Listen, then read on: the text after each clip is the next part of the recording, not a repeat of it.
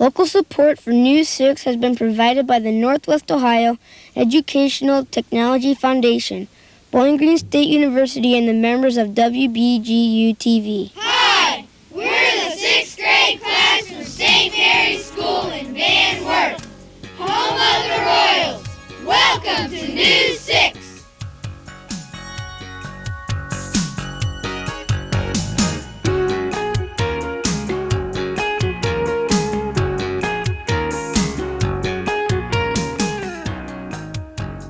Hi, I'm Nicole Abdel from St. Mary's School in Van Wert.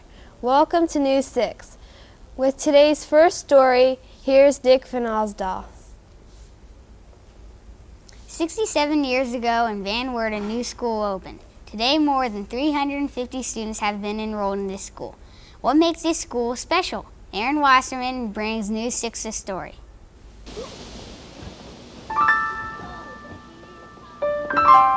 The Marsh Foundation brings together home and school on one campus.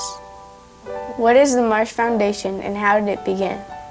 The Marsh Foundation Home and School is a home for boys and girls in northwestern Ohio who perhaps are having some type of adjustment problems with their families.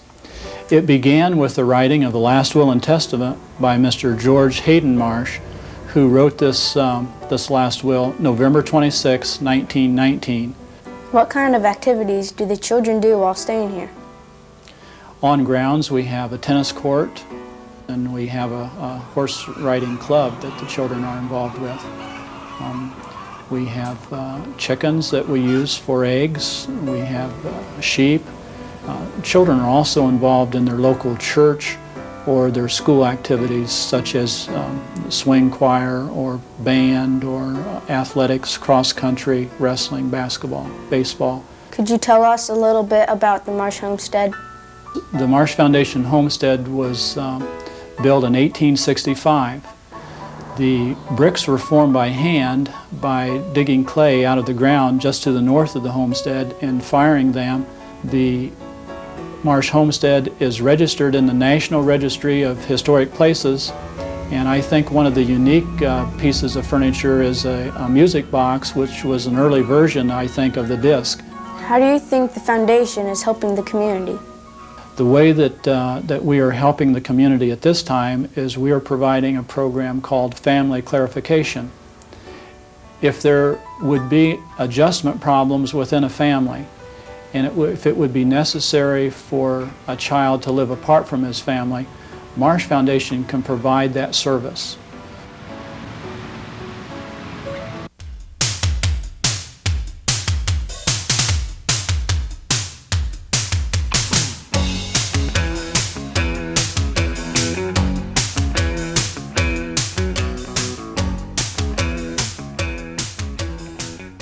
Today's News 6 is produced by the 6th grade class of St. Mary's Van Wert.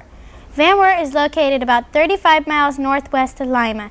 It was founded in about 1835 and has a population of about 13,000.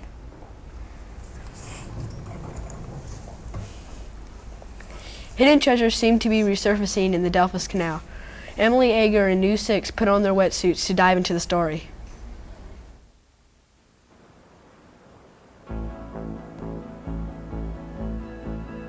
The wreckage of the Marguerite once lay under the murky waters of the Miami-Erie Canal. When was the Miami-Erie Canal built?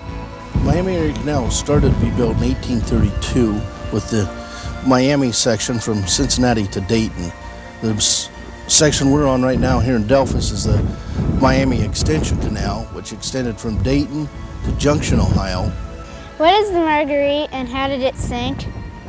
Marguerite was a combination passenger and freight packet. The last trip it made up the canal was in 1906, carried a cargo of stone to the railroad bridge that was immediately closed after the boat came through. They unloaded the stone and left the Marguerite sit along the bank. And it just, over the time it just sank. In 1921 it burned down to the hull. What else has been found in the canal? Numerous canal artifacts being part of maybe bones from the mules that pulled the canal boats, dishes, silverware, things that would have been necessarily used on the canal boat, different other pieces of the boat itself that didn't burn. What do you think the students have learned from building the model? A lot of what they've learned is history of the canal itself, how the boats were built, why they were built the way they were, considering that the canal boat only took about 6 to 8 inches of water to be able to float itself, and the fact that they've learned to study their own history of their own community itself. This week's Kids View question puts Van Wert 6th graders into the White House and asks, what would you do if you were the president?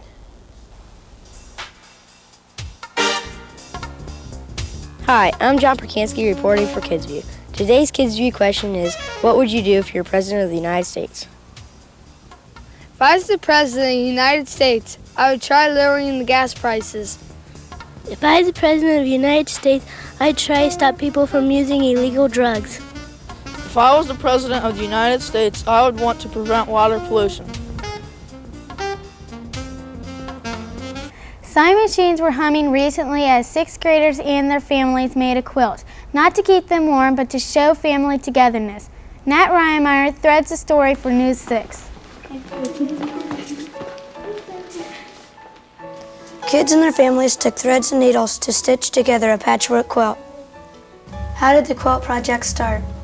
Last February, we decided the teachers needed a project for our school children to do. And while I was looking through a Catholic schools teachers magazine, I saw a quilt, and other teachers picked up on it, thought it was a good idea, and so we proceeded from there to buy material. How long did it take to put the quilt together? Altogether, it took 2 weeks to get the pieces to the parents and then brought back to the school and then sewed together by Mrs. Barber and Mrs. Carrier, and Sister Rosemary helped get the squares all organized. How large is the quilt and where is it now? The quilt is 7 feet by 6 feet, and it's in our school office hanging on the wall. What do the patches on the quilt represent? The patches on the quilt represent 92 different families and their hobbies, what they like to do, represent their family trees.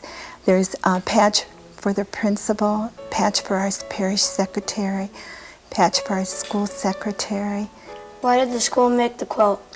The school made the quilt as part of our Catholic Schools Week.